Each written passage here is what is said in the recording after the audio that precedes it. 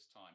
This is a photograph of one of them, and this comes from a wonderful book, one of my favourites, H.V. Morton's Through the Lands of the Bible.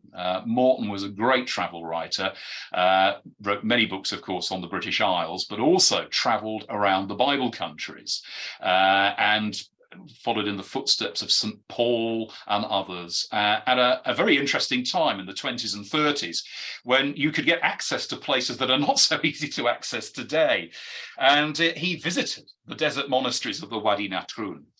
This is one of them. And the first thing he was struck by was how similar they looked to things that he'd seen in Ireland, which shows where this model of, if you like, Christian monasticism had actually come from.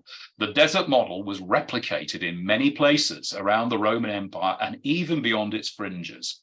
So it was Coptic Christians living here at the time when Morton went, and it's still got a community inside it today.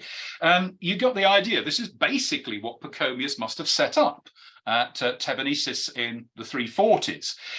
Collection of buildings, walled around, circular enclosure to basically keep the outside world at bay. This isn't to keep bandits out, although it's very useful for it in later years. But originally it's to keep the temptations of the world out, the people. And inside there, the small community of monks under their abbot follow his rule. They don't think of anything for themselves. They don't own anything themselves. They just follow his rule. They work and they pray. And typically they do things like weave baskets, etc. And from time to time, locals will come and they will collect the things that the monks have made, and they'll winch up some food that the locals have brought. And that's how they live, never leaving that place. As I say, there's about 3 of them still surviving in the Wadi Natrun area. This is what it looks like inside today. Rather nice, isn't it? I'm sure they could set up a really good Airbnb there, but that wasn't the original intention. This then is what all of those monastic orders, in one way or another, are trying to get back to, right the way through the rest of the Middle Ages. This is where the ideal is first of all tested out, and to some it's never bettered. What these monks achieved is still the high ideal. So I said that sayings of these fathers were circulating right from the get-go. We know a monk called Athanasius wrote about Antony. Then other people collected the sayings of all the desert fathers together during the 4th and 5th centuries. And others wrote very specifically about the monastic life as Pachomius had set it up. One of the most influential when it comes to Europe, particularly Western Europe, is a man called John Cassian, who we know was alive in the around about the 420s sort of period. He seems to have come from where Romania is today, but he went out into the deserts of Egypt and he lived for 15 years as a solitary. So he went for the extreme form of monasticism. But he was very interested in what Pachomius had also done, this idea of finding a way of establishing a life for others, those who were maybe not robust enough to do what he had done. And so he establishes a monastery in Marseille, dedicated to a saint, a martyr called St. Victor. And he writes about this. He writes all sorts of advice about how to enter into one of these places. And this is the bestseller. This is the one that really circulates in the West and helps to get monasticism started. This is the later fortified tower of the Abbey of St. Victor. Quite a few of these sites survived throughout the Middle Ages, but not the original buildings. And one of the reasons is that by the time we get into the 8th and the 9th centuries, this coastline is a very dangerous place to be. Saracen pirates love raiding this coastline. What had once been very safe in the days of the late Roman Empire becomes a dangerous place. So many of these things are rebuilt in stone. They look like fortresses, bastions, if you like. But once upon a time, you'd have had a little circle like the one you saw in the desert there with the little buildings inside, with all of the monks there doing what their father abbot told them, obeying his rule, keeping the temptations of the world out and concentrating on a life of chastity, poverty, and obedience inside. So that's one of the really influential ones. Possibly even more influential is this one. not that far away. This is on a tiny little island off the Riviera coast of France, not very far from the entrance to the Camargue, actually, and also not far from Cannes, where they hold the film festival. So somehow seems slightly inappropriate that the most famous place for monastic spiritual perfection is quite close to where they hold the Cannes Film Festival today. There's a bunch of little islands just off the coast, and this is one of the smallest islands. The island is still named after the bishop who came and founded this monastery, St. Honoratus. And he was the bishop of Arles, and he wanted to put the ideas of Cassian and others into action here. Once again, that original little circular enclosure is long gone, but the monks, they stayed here. From time to time, they were driven off by pirates, but they came back, and a proper monastery, one that looks more like the monasteries we'll be examining in later weeks, was founded at the end of the 11th century. It then became part of the Cistercian order, so it became part of one of the biggest and most successful orders. And so the whole place got rebuilt and built up, and also very heavily fortified as well.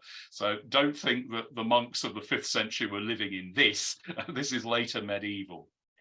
There it is on the map. I've rather clumsily drawn 2 circles, if you can call them that, around the Lechan Isles. So you can see Antibes, Cannes just on the coast there, and they're just lying a few miles out.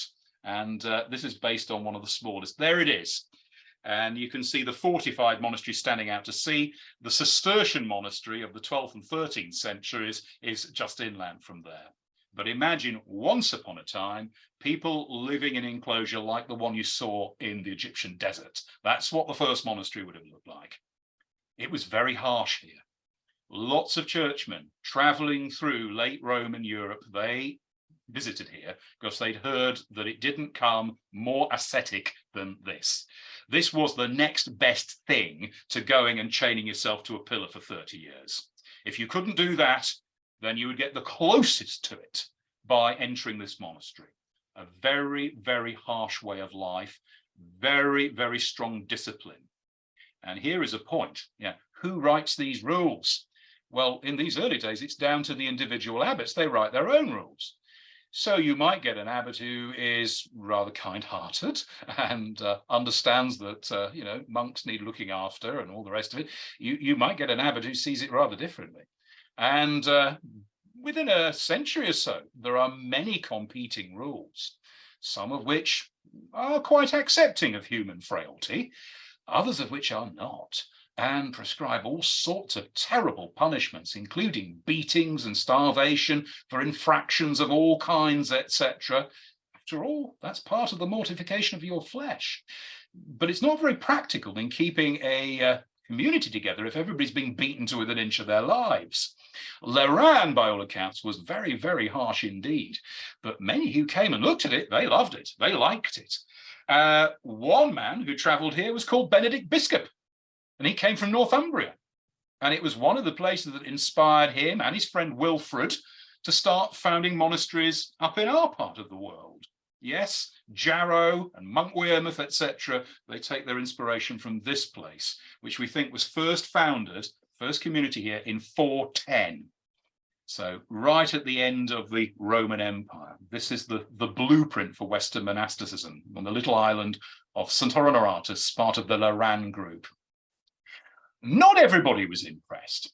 And one of my favorite late Roman sources is a wonderful poem by a Roman whose name, you can see it at the bottom there, is Rutilius Namatianus.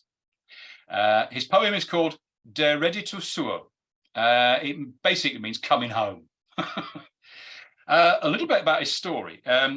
Rutilius was born of a very wealthy, very high-ranking Roman family in Gaul. So think France. Probably it was Toulouse. We're not sure which city. His family, they'd been part of the administration there for generations. Their ancestors were probably Gauls, not Latins, but that didn't matter by the 4th and 5th centuries. He considered himself utterly Roman. And he actually had most of his career in Italy, and in fact, in the city of Rome. that by the year 414, when he undertook this journey back home to Toulouse, things were going wrong. Barbarians had invaded. 4 years earlier, Goths had sacked Rome. Many of the roads that linked Italy with Gaul were impassable because of army groups on the prowl there. And so he has to do this journey by sea. He'd have taken the Roman roads a decade earlier, but he daren't do it now. And he's very bitter. He's very bitter about everything that's gone wrong with the Roman world. He can see things coming to an end. And, well, he records a lot of that on his homeward journey as he writes this poem. And as he's making his journey, he sails right past this island, the island of Lerins. And these are the lines that he writes as he looks at the monks. A filthy island, filled by men who flee the light. Monks, they call themselves, using a Greek name, because they will to live alone, unseen by man. Fortune's gifts they fear, dreading its harm. Mad folly of a demented brain that cannot suffer good for fear of ill. That's a late Roman voice, and they're fast disappearing by the year 414. Yes, it's the way of life on Lerins that will win out, not Rutilius's native paganism. But there we are. He saw them. They'd probably only been there 4 or 5 years when he sailed past, but it would become one of the most famous and inspirational communities throughout the West. Now, I said earlier on that one of the